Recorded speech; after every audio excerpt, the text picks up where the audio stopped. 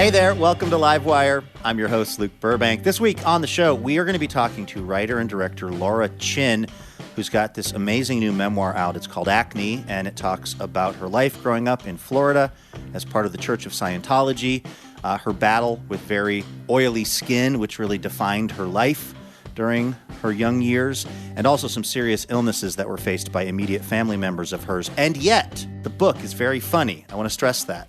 Then, speaking of things that are funny, we've got stand-up comedy from one of our favorites, Mohanad Elshieky. He'll tell us about the most embarrassing Uber ride ever, featuring him as the passenger. And then, rounding things out, we will hear some lovely music from Jenny Conlee, founding member of the Decemberists. She's got a new solo album out. We have a lovely show prepared just for you, dear radio listener. So stick around. It all gets started right after this.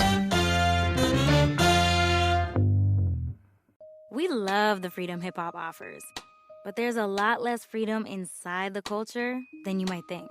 This is Louder Than a Riot, a podcast where we explore who hip-hop marginalizes and why it's embedded in the fabric of the culture we love. Listen now to Louder Than a Riot wherever you get your podcasts. Hey, Elena. Hey, Luke. How's it going? It's going real well. It's nice to see your shining face and to quiz your sparkly mind with a little station My location. glittering mind. That's right, your glittery brain.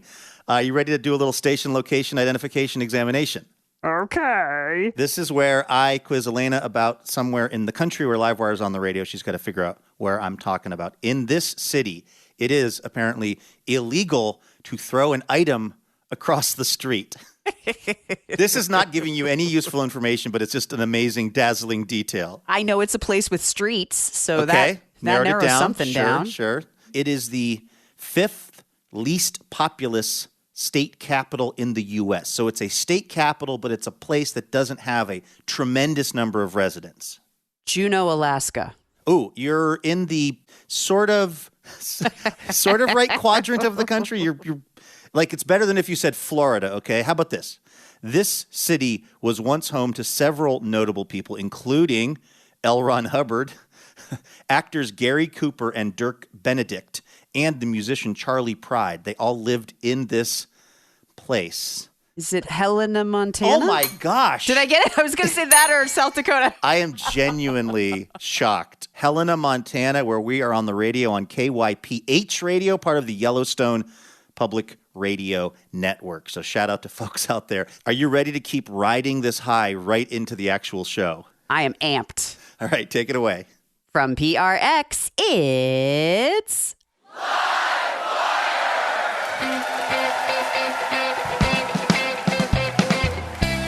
This week, writer and director Laura Chinn.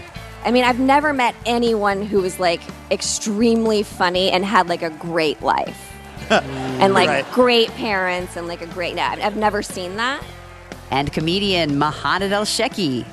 And then he was like, "Are you into NFTs and crypto?" And I was like, honestly, I would have rather if you've said something racist. Like, why? With music from Jenny Conlee and our fabulous house band. I'm your announcer, Elena Passarello, and now, the host of Livewire, Luke Burbank. Thank you so much, Elena Passarello. Thanks to everyone for tuning in from all across America for this week's episode of Livewire, which is going to be a good one. We've got a listener question that we posed earlier in the week. We asked our listeners, what's something that took up a ton of brain space for you as a teen, but you no longer think about? This is kind of tied to Laura Chinn's memoir called Acne. She was someone who dealt with that, and it was pretty much all her brain could think about. As somebody who also had that same problem in high school, I can very much identify with that. So we're going to hear the listener answers to that question coming up in just a bit. First, though, it's time for the best news we heard all week. This is our little reminder that there is good news happening out there in the world. Elena, what's the best news you heard all week? You are going to love this. Okay. First of all, did you know, Luke Burbank, that not every state has its official state fruit declared? No, but I see an opportunity for us to maybe lead the charge in one of these states where we're on the radio. Right. Well, we're definitely out of luck here in Oregon where the state fruit is decidedly the pear. But there was actually an article about this in a magazine for kids called Scholastic. And a fourth grade class in Madison, Mississippi was learning about, I think, the state of Kansas, which last year dedicated its first state fruit, the sand plum, which that charge was led by some elementary school kids. And the students of Mandale Upper Elementary in Madison, Mississippi were like, well, if they got to play a part in naming their state fruit, we want to have everything to do with the Mississippi state fruit. And these are fourth graders, and their fourth grade teacher, Miss Lisa Parenteau, was out with them at recess after they discussed the article. And she heard her fourth graders going, I want watermelon. I want apples. I want grapes. They're like arguing about, or let's just say discussing which fruit should be the Mississippi state fruit. Yeah. And she just saw her teacher nose started twitching, and she saw an opportunity to make an incredible lesson in physics. Listen to what they did. They contacted the Mississippi State Extension, which is some kind of agricultural entity, and learned about fruit production in the sovereign state of Mississippi. And they learned that maybe watermelon isn't the best choice, but blueberries are the most grown fruit in the state. They learned that blueberries are great because they can be grown industrially or at home in people's private gardens, which they thought was a wonderful kind of egalitarian choice. And then they had to learn how to get this under the noses of the House of Representatives. They called their House rep, who showed up and did a class visit on how a bill becomes a law. And then they wrote House Bill 1207. She suggested they send handwritten letters persuading lawmakers to pass this bill. And as of February 2023, blueberries win. The new official state fruit of Mississippi is the blueberry, thanks to these adorable kids. And they all put on blue shirts and grabbed blue balloons, and they went to the state capitol. And in the governor's office, they all stood around the governor of Mississippi, Tate Reeves, while he signed the bill into a law. And he posted a photo of it on his social media and said, this is all thanks to the initiative of these fourth grade students. They led the way and rallied the legislature to their cause. That is such a cool story about these young people learning that they actually can have an impact on the world that they're living in. The story that I thought was the best news I heard all week, it actually happened a while ago, but I just sort of found out about it. It actually involves this boat race that I've been very interested in since I watched a Netflix documentary about it. It's called the Golden Globe Race. They started it in 1968, and it was a race around the world. It was sponsored by this newspaper, and the rules were you couldn't stop anywhere, you couldn't get towed by anyone, and you had to sail solo. And a bunch of people left out on this race. Some people lost their minds. One guy did 2 laps. The winner guy just was like, I'm doing another one. He got too cool with being out there. So the race went away, but they revived it in 2018, and they've been having it again. And so in this latest incarnation of the race, there were 16 people who competed, including a South African woman named Kirsten Neuschafer. She has had this incredible life. She's only 41, but she's lived in all these amazing places. She's ridden her bike up and down these continents. She's just one of these people who is just fearless. So she's out there, she's sailing along, things are going well. What she has brought along for entertainment, right, are a bunch of books in different languages because she's already a polymath, right? She speaks multiple languages, but she's trying to learn some other maybe less well-known languages. So she's got novels in these various languages. And one of the books that she's reading while she's out there is by a Finnish guy named Tapio Lentinen, who had actually sailed in the race years ago. Wow. And he wrote a book about sailing in this race. And she's out there in the middle of nowhere in the Indian Ocean. She's reading the book written by this Finnish guy.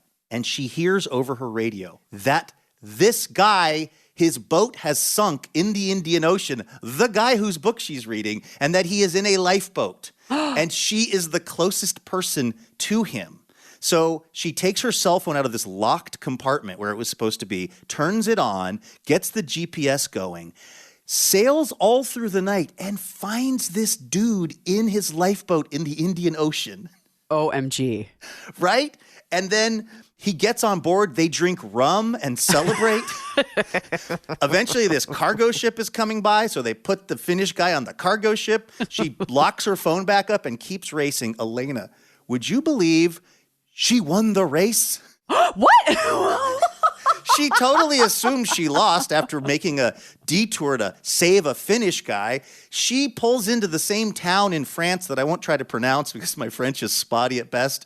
She pulls into the same town that she had left from some 8 months earlier, and all of her friends from all over the world are along the dock and the banks of the water because she has won, and she had no idea she won the race around the world. So shout out to Kirsten Neufschauer for an incredible, incredible accomplishment. And that is the best news that I heard all week.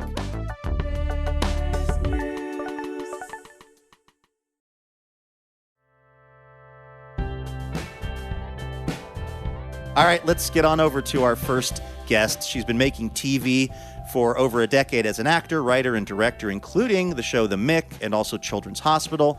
And she created and starred in the critically acclaimed and beloved show called Florida Girls, which was on Pop TV. Her debut memoir, Acne, tackles family, happiness, love, loss, Scientology, very oily skin. BuzzFeed calls it an engaging and touching journey, which it really is. This is Laura Chinn, recorded at the Alberta Rose Theatre in Portland.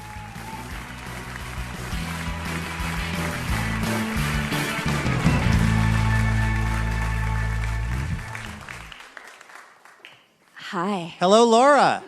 We're so happy to have you on the show. I'm so happy to be here. Hi. This book is really incredible to me. There's the celebrity memoir that comes out, and it's fine, but it's just kind of a recitation of events in their life. And then there's what you've done with this book, Acne, which is just take us on a journey. Every chapter surprised me. It was so funny and so heartfult. I really enjoyed it. It's because I'm not a celebrity. Is that the problem? Yeah, I had You've to been really, interviewing too many celebrities. Thank you so much. Thank you. It was a journey to write. A lot of sharing, maybe oversharing, maybe TMI, maybe mild panic attacks after turning it in, maybe mild panic attacks still knowing that it's out in the world. One of the things that you talk about early in the book is the fact that you're mixed race. Yeah. Your father is black, your mother is white, but Yeah. you don't maybe physically appear the way some people might expect that to look. How old were you when you figured that out, and what was that like for you? Well, my parents didn't tell me I was half black. And I know that seems like something that you could maybe figure out on your own. But I was born into a household where every single person had a different skin color. So I never questioned it, and no one ever talked to me about it. So I assumed it didn't mean anything, which it shouldn't. Right. But then, as I got older, my parents moved me from Los Angeles, where you could maybe get away with having that belief system, to Florida, where, where that belief system doesn't fly. So I quickly, when I was 9 years old, I went to public school and quickly learned that skin color is a really big deal. And came home and asked my mom about it, and she was like, we should have talked to you about this a long time ago. Yeah. So I think back then it was less about figuring out my racial identity and figuring out what racial identity meant, and trying to catch up with that. Your mom spins you a fantasy about what Florida is going to be like, and you're moving out there, I think, to Clearwater, right, which is a big center of Scientology. A lot of people may not know that. That was something your family was involved in when you were young. And then when you got to Florida, it did not align with the stories that you were being told about what Florida was going to be like. Yeah, they sold us on that it was a beach town and that we would be making sandcastles all the time. It was very much sold as this magical place. And then we showed up at a house that was condemned. There were condemned stickers on the windows. And there was there was no kitchen in the house. There was a room where a kitchen used to be that smelled like food had been cooked in it, but there was no sign of a stove or a fridge. So it was tricky. I definitely felt like I had been conned. And it was hot, so hot. Yeah, it's traumatizing. I think people need to have more empathy for Florida, honestly. Right. I agree with you. I do. I think when you're that f***ing hot, it's hard to be normal and make rational decisions. Yeah. And I don't hear that talked about enough. Right. there's a lot of like Florida man, Florida woman, like there's a lot of like finger pointing at Florida, but there's not enough empathy for what we're going through. Yes. Temperature-wise. I spent a summer in Miami, and it was the craziest summer of my life just based on humidity. Yeah. It's like it bends reality around it. And you're suddenly like, maybe I could do meth in my car. Yeah, with an alligator. With an alligator. Yeah. Yeah. On that note, we should probably take a quick break here on Livewire. We're talking to the writer Laura Chinn about her book Acne. We're going to be back with more with Laura in a moment here on Livewire.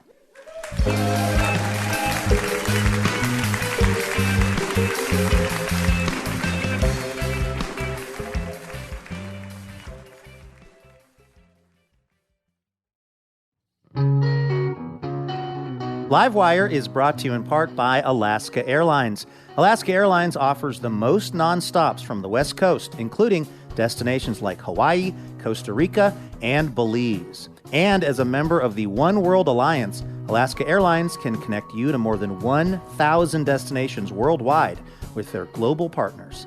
Learn more at alaskaair.com.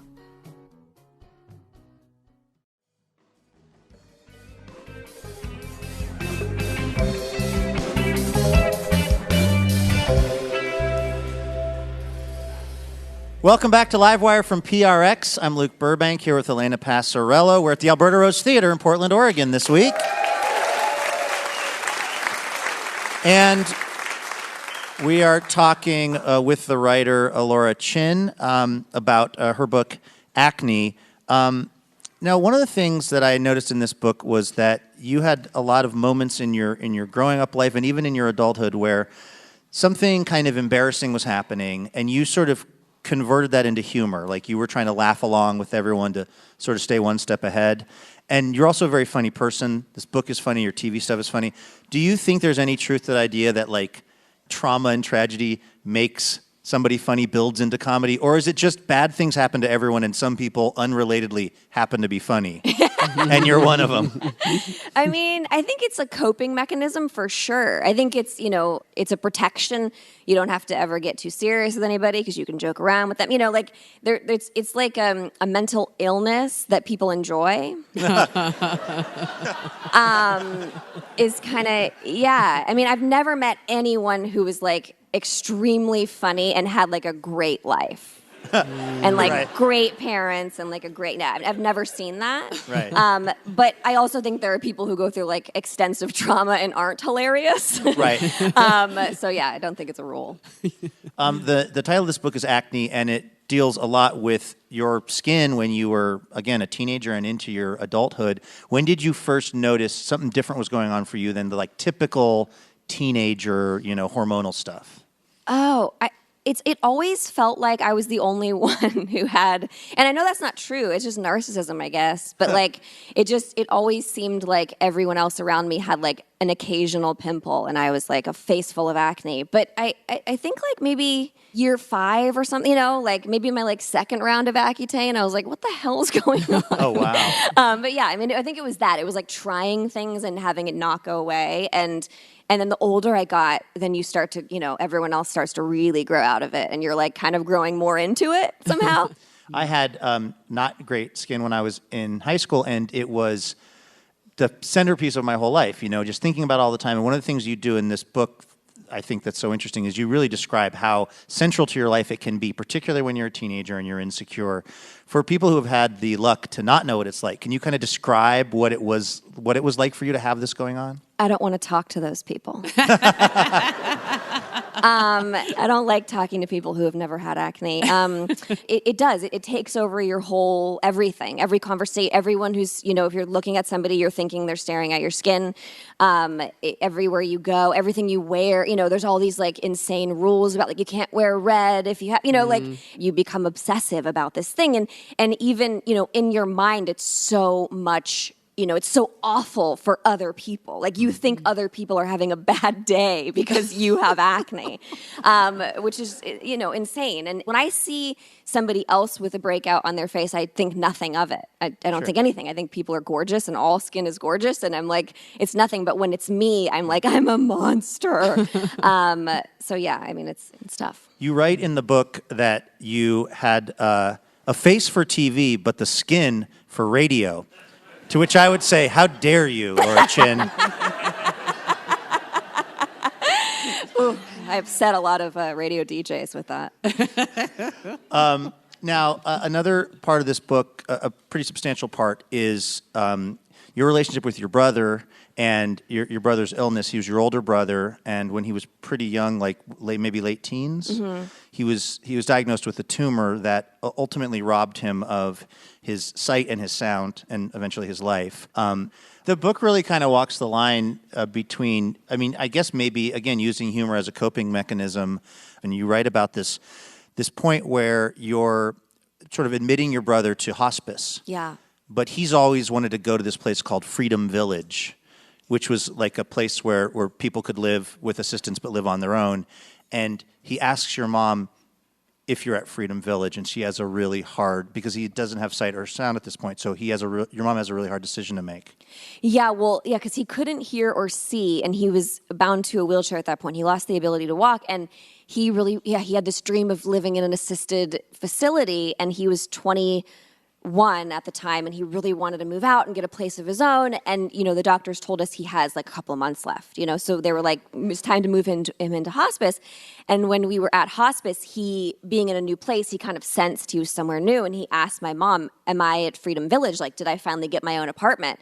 And she looked at me and we were like, oh God. And we were basically like, we can either try to explain to him with like sign language and his like a very small amount of his like brain that's functioning that he's dying, and going into hospice. It might have taken us months to tell him this. Or we could just say, yeah, you're in Freedom Village, and you're in your own apartment, And so my mom and I looked at each other, and my mom was just like, yeah, you're in Freedom Village, buddy, And he was so happy that he got his own apartment. And it was like this like incredible moment of like him feeling like he had gotten away from home and he was free. And then my mom and I being like, is there like a place in hell for us now? Like, what is this? What are the morals here? Yeah, it's called Containment Village for people that lied to their... But ultimately it was like so wonderful because he spent the last remaining weeks of his life like thinking that he had gotten out and was independent, and it became more and more clear to him that he was dying. He went out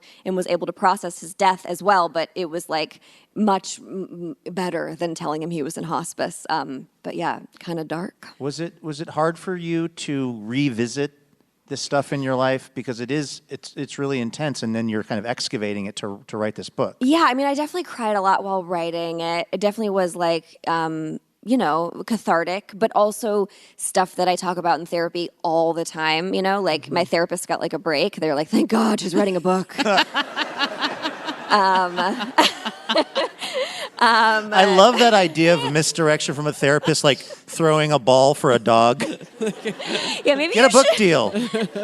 Maybe you should write this down so I can stop hearing about it. It was really healing, but it wasn't. I didn't write about anything that was so tender that I was like, I can't. There's far darker stuff that I'm saving for my next book. Really? I sure hope not for you, because there's some very serious moments in this book. I know, well, which is also, I want to stress, a very funny book.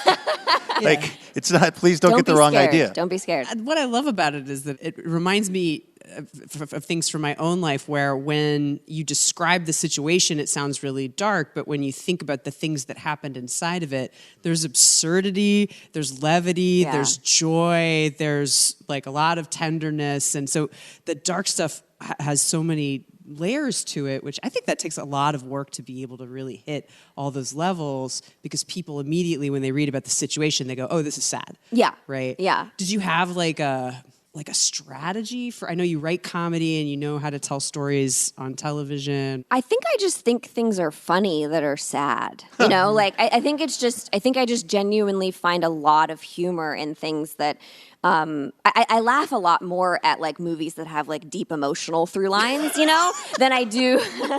I'm a sociopath. I'm realizing it right now in real time. Just the yuck fest.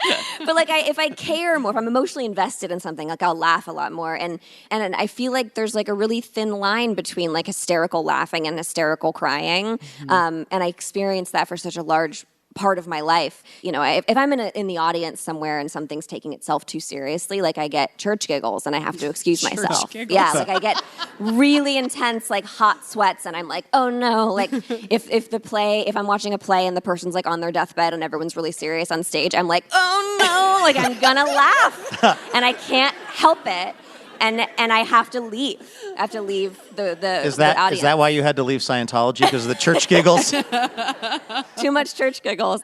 Yeah, so that's been my relationship with humor, I think, is that I find sad things to be quite funny. And yeah, some people agree and other people are like, what's wrong with you? Yeah.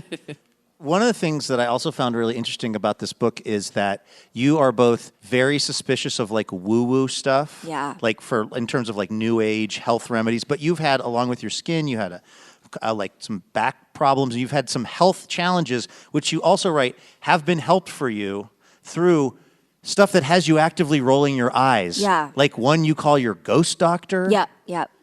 How do you hold these two things at the same time? I don't Not know. believing in it, but feeling like it healed you.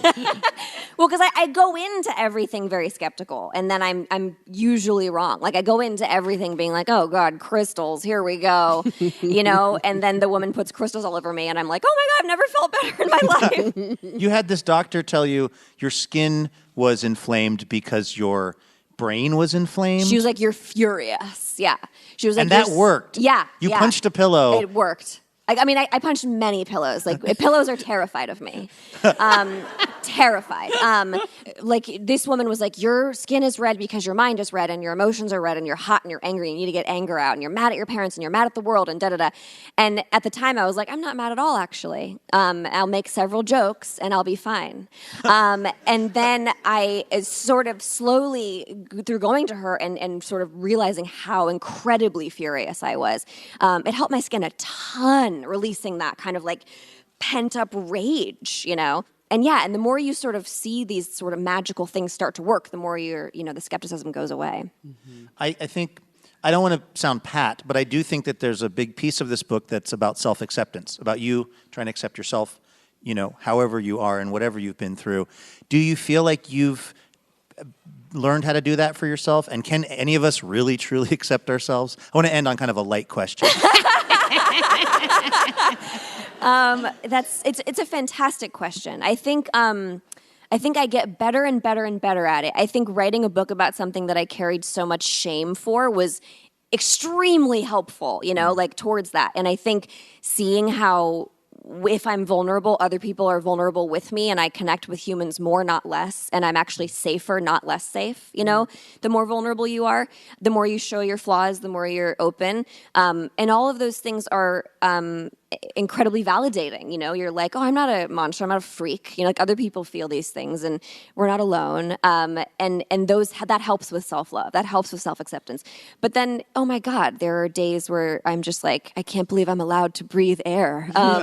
And it fluctuates, but it's definitely, if it was a graph, it's definitely gone up since childhood. And maybe there's like an ending, but I think it's probably in a monastery. Like I don't think it's like through, the entertainment industry. I don't think it's like you reach the top of the entertainment industry and you have your Academy Award and you're like, now I like myself. Right. No, I don't Even think though it works you're having like that. great success. You directed a movie with Laura Linney and Woody Harrelson. Yeah. That's coming out soon, right? It's previewing. I mean, that's amazing. Thank you.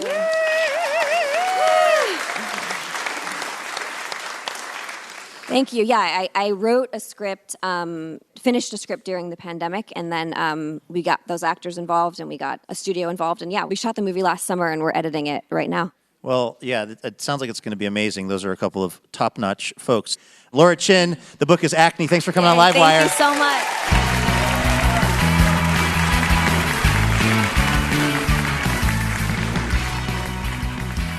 That was Laura Chinn right here on Livewire. Her new book, Acne, is available now.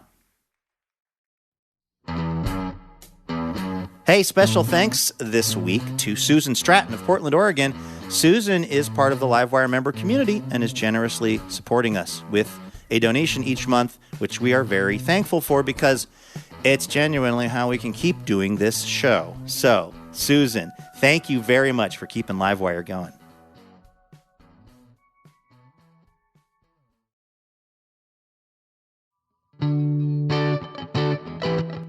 You're listening to Livewire. Of course, each week we ask our listeners a question.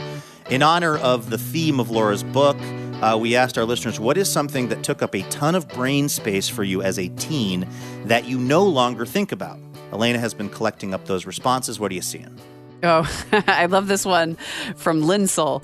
Linsel spent a lot of time thinking about quicksand survival techniques. Thank you. I assumed it was either going to be quicksand or hot lava that was going to take me. Right. And then that whole scene in The Princess Bride when they're in the fire swamp. Oh, that, yeah. I thought The Princess Bride was possibly a documentary when I was like 7. So, do we need to talk about the never-ending story? Because yes. I think that's where my trauma lives. Treyu gets stuck in there, or the horse does, or something? Yeah, or Tex the horse with Atreyu. Oh, man. Yeah. What is another thing that used to take up a lot of brain space for one of our listeners? How about this one from Tess? Tess says, for the 6 months I was learning to drive, I obsessed over backing around a corner. But who actually does that? It's true. I can't think of, I'm 47. I can't think of a time when I've actually done that. The other problem now for me, I don't know what's going on in your vehicle, Elena, but I've got one of those little cameras that now helps me see what's going on behind the car. But occasionally I'll be in a different car or driving like my dad's truck and it doesn't have the camera. All of my abilities to operate a motor vehicle are atrophying because of the technology that's helping me in my car. Amen. I used to parallel park like a dream. After 10 years in Pittsburgh, I mean, I could parallel park like it was like challenge accepted. But now I'm like, I better look on the television so it'll tell me what to do. All right, one more thing that one of our listeners spent far too much time in their youth worrying about. Well, this one I think is for the younger crew members. It's Marin spent a lot of time thinking about promposals. Do you know this term? I do know about this term. I got asked to the prom across a crowded cafeteria and somebody just like pointed at me and then pointed at the prom banner and then made like the shrug emoji sign, but there, and that's how I got asked to the prom. I actually got asked to the prom by somebody who approached me and said, I know you're going to say no, but would you go to the prom with me? And then I was like, well, I have to say yes just to prove them wrong. And so I did. And we had a lovely time. So reverse psychology. It worked. It worked. So, all right. Thanks to everyone who sent in a response to our listener question. We got another one for next week's show coming up at the end of today's program. In the meantime, our next guest is one of our all-time favorite comedians. He was born in Libya. He spent some years in Portland, which is where we first met him before he moved to New York City to work on Full Frontal with Samantha Bee. He's currently the co-host of the political comedy podcast Reply Guys. Take a listen to Mohanad Elshieky right here on Livewire.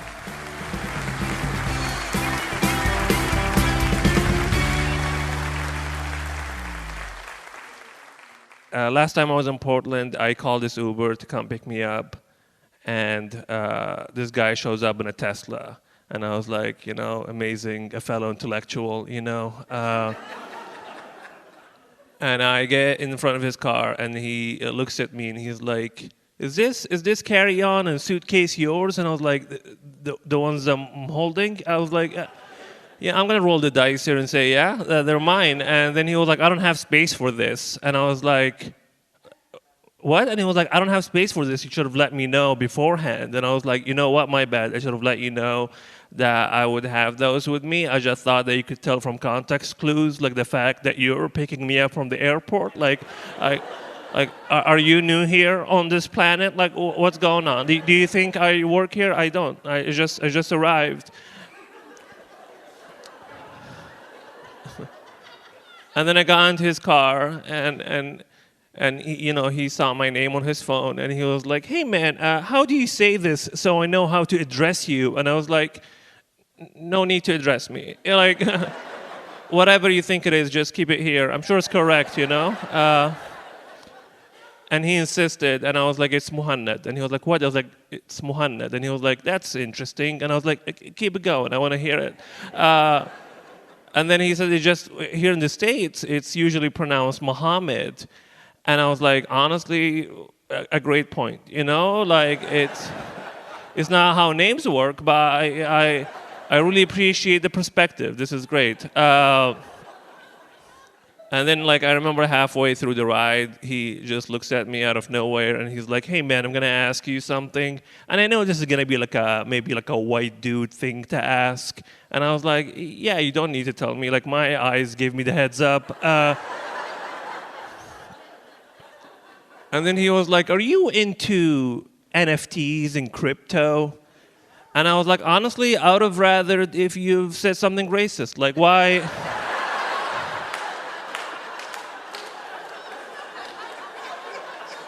I was like, this is the worst thing anyone has said to me. Why would you, no. And the place he was driving me to, so he was driving me to a prison here in Portland, and because I used to teach a workshop there, but he didn't know that was the reason I was going there.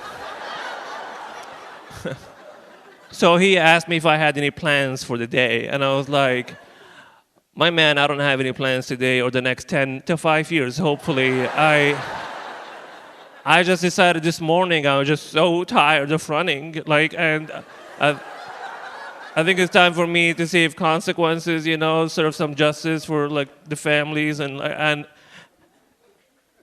then he stopped talking to me. So I think it worked. And I love that he thought I was walking into a prison with a carry-on. Just be like, "Oh, hello, you gotta get room service here? What's the vibe, huh?" Not the worst car ride I've ever had, because maybe 10 years ago or so, I was driving my car back home, and I'm originally from Libya, not to brag. And back then, you drive your car, and there were checkpoints everywhere, and most of these checkpoints were controlled by these religious and militias and stuff like that. And when I say religious militias, I mean groups like ISIS. I'm not sure if you guys remember them. They used to be big on YouTube and stuff. I haven't posted in a while, and I think about them sometimes. I'm like, did they make it through the pandemic?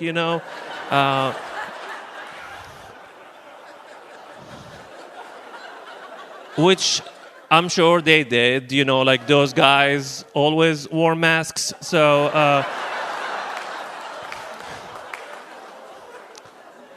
I'm sure ISIS is doing fine. But so last time I was traveling, I was going through the TSA, and sometimes when you go through the TSA, they see something in your bag that you don't recognize, so they have to take it out and look at it. And the thing that they saw in my carry-on was this notebook. And if you're listening to this on the radio, imagine a notebook. And the agents were mesmerized by it. We've never seen anything like this before. And one of them opened it, and he was looking inside. And I was like, "What are you doing?" And he was like, "Oh, I just want to see what's inside." And I was like, "Inside the notebook? Probably words, Are you not familiar with words? They're speech that you hear with your eyes? Yeah. And then we had some back and forth, and then he finally, gave it to me. And the only reason I didn't want him to look inside is because I write my jokes here, and I don't write them fully. I just write one line to remind me what the joke is. And on the way at the airport, this is a new notebook, so I wrote this line that I was I should tell this line, it would be so funny. So this notebook was new, it was empty, and all it had was, "I'm sure ISIS is doing just fine."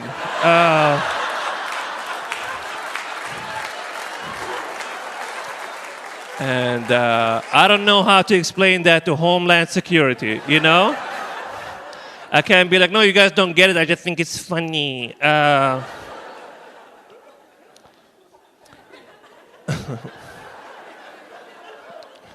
Also, after the pandemic, and the lockdown, I felt like my small talk skills have became bad. So I decided to, work on them. And I was like, there is no better place than the next time I take an Uber or a Lyft or something. So I did that in New York City, and I get into this Uber last month. And 2 minutes in, the guy starts playing music. And every song he played was something I either recently listened to or something I really liked. So, I had to let him know. So after each song he played, I would say, "What a great song, man." Or I'd say, "Oh, wow, look at that. He's doing it again." Just a fun guy in the back. We've all done it. And I didn't do that for long. I'd say like 20 minutes. And he did not reply to me once the whole time. And I was like, I'm on a mission. I'll get to him eventually. But then the music stopped. And what started playing next was my stand-up comedy, just like blaring on the speakers. And I was so terrified. And I was like, "Hey, man, do you know who this is?" And he was like, "What?" And I was like, "The guy doing stand-up on the speakers. Like, do you know who that is?" And he was like, "No." And I was like, it's me."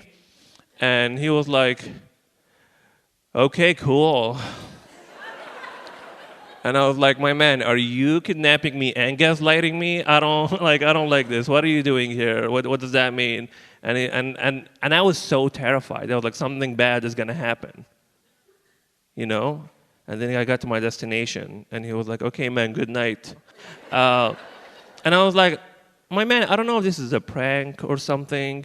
I don't know what's going on here, but I don't like it." And he was like, "I don't know what you're saying right now." And I was like, I'm never gonna forget this." And then I opened the door and I started leaving. I took my bag out. I pulled my phone out of the charger, which then realized was an aux cord.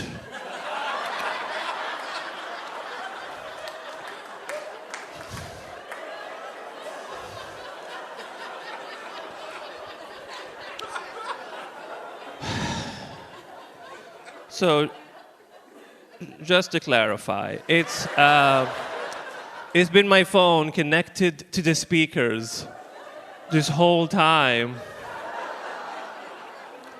And now there's a guy in New York City who thinks I'm a psychopath. Because what happened was I got into this man's car, the stranger's car, and I played my own music for 20 minutes. And then after each song that I played, I said, "What a great song, man." "Oh, look at that. He's doing it again." Like a psycho DJ. And then did not stop there. No. And then I played my own stand-up. And then I said, "Hey, do you recognize the voice?" "Yes, the guy in the back. It's me right here. The voices are matching. It is definitely me. I can assure you, 100%. Are there cameras around or something? Is this going to be on YouTube?" "Yeah, it's me." "Are this small talk working from you?" "No?" "Okay." I haven't talked to people since. Anyway, thank you so much, everyone. I hope you have a good night. Thank you. Mohanad Elshieky, everyone.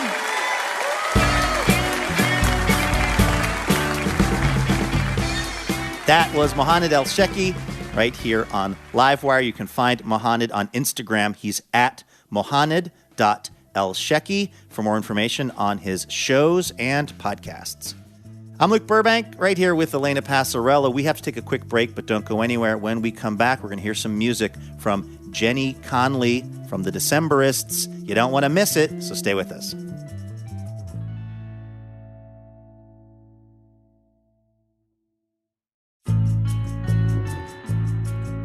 Welcome back to Livewire from PRX. I'm Luke Burbank here with Elena Passarello. Before we hear our musical guest this week, a little preview of next week's show. We are going to be talking to the writer Erica L. Sanchez about her memoir, Crying in the Bathroom, where she talks about a lot of things, including how Lisa Simpson became an early feminist hero for her. Then, speaking of pop culture, we're going to chat with Sam Sanders. Sam is the host of Into It, which is an entire podcast about pop culture. Of course, you probably remember Sam from his days as the host of NPR's It's Been a Minute. And we're going to talk to Sam about his Pentecostal upbringing, which meant that he had to hide some of his love of pop culture. Then we're going to get some music from John Craigie himself. He is one of the funniest musicians we know. and also one of the most musical, funny people out there. So you're not going to want to miss that. And, of course, we've got our listener question. Elena, what are we asking the fine Livewire fans for next week's show? We want to know, what is a pop culture moment that lives in your head rent-free? Right. Max Headroom. Oh, wow.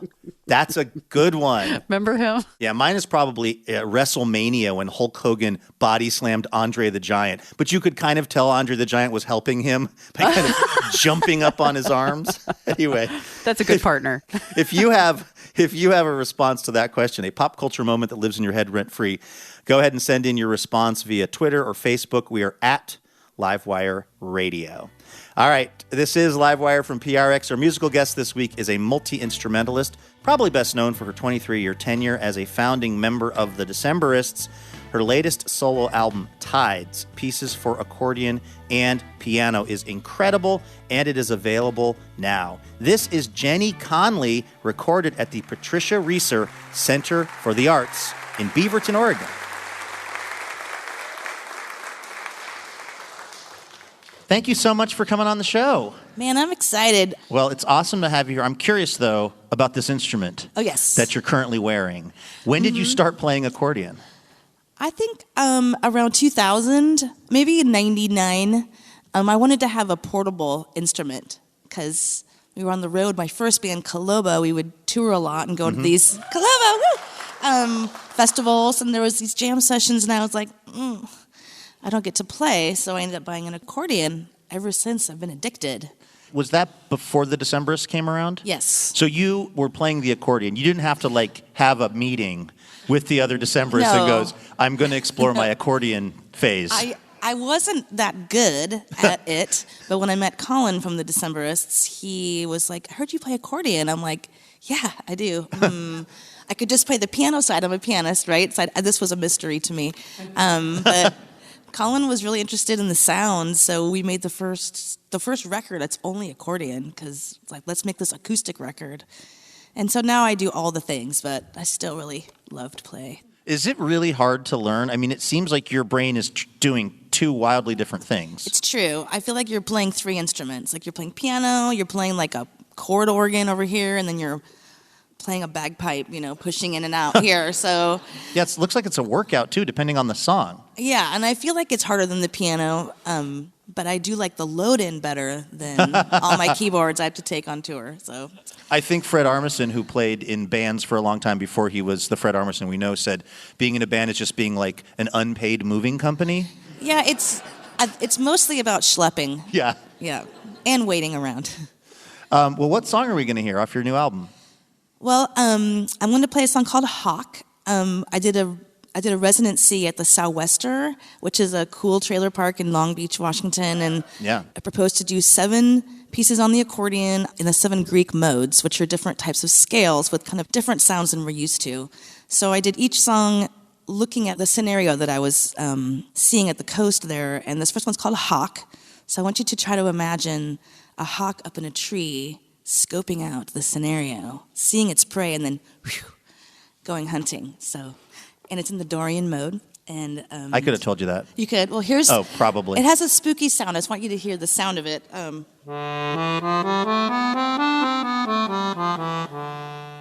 It's like sad, happy. It's all the That's feelings how I feel in all one. the time. Sad, happy. Yes.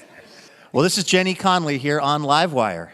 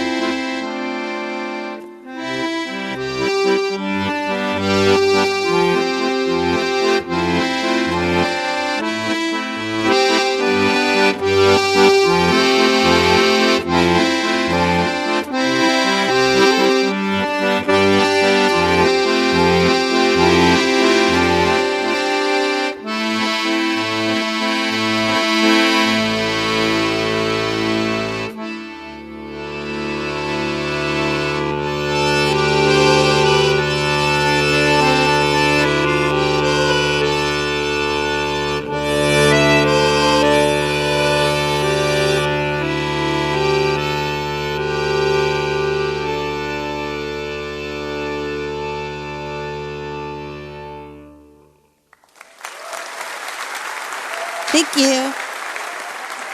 That was Jenny Conlee right here on Livewire. Her latest album, Tides, Pieces for Accordion and Piano, is available now. And that is going to do it for this episode of Livewire. A huge thanks to our guests, Laura Chinn, Mohanad Elshieky, and Jenny Conlee. Livewire is brought to you in part by Alaska Airlines. Laura Hatton is our executive producer. Heather D. Michelle is our executive director. And our producer and editor is Melanie Sevchenko. Molly Pettit is our technical director and mixer. And our house sound is by D. Neil Blake. Trey Hester is our assistant editor. Our marketing and production manager is Paige Thomas. Rosa Garcia is our operations associate. Tanvi Kumar is our production fellow. And Yasmin Median is our intern. Our house band is Ethan Fox Tucker, Sam Tucker, A.L. Alves, and A. Walker Spring, who also composes our music. Additional funding provided by the James F. and Marion L. Miller Foundation. Livewire was created by Robin Tenenbaum and Kate Sokoloff. This week, we'd like to thank member Susan Stratton of Portland, Oregon. For more information about our show or how you can listen to our podcast, head on over to livewireradio.org. I'm Luke Burbank for Elena Passarello and the whole Livewire team. Thanks for listening, and we'll see you next week.